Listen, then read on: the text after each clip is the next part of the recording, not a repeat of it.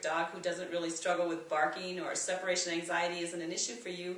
But eventually, there's a good chance that your dog might get hurt or injured. We hope not, but in case they do, we want you to know how Canine Lullabies can be helpful in those situations.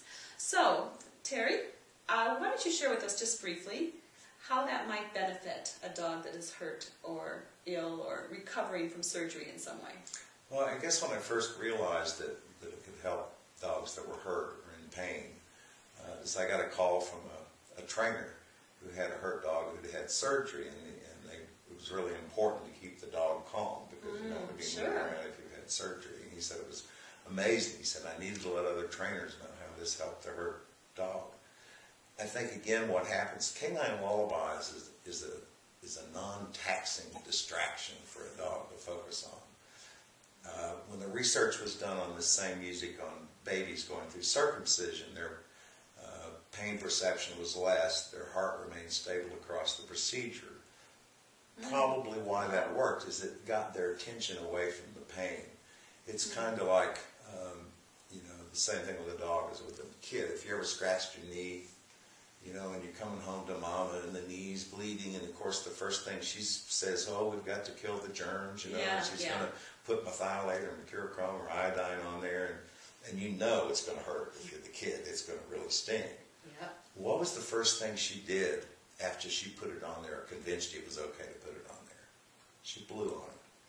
Now, whether the blowing really had an effect, but it distracted, mama was going to make it feel better by blowing on it, so it distracted you away from the pain. Same thing with the dog. If they have something they can focus on that's safe, compassionate, that's non-threatening. Then they're not thinking about the pain. Well, they're distracted from the pain.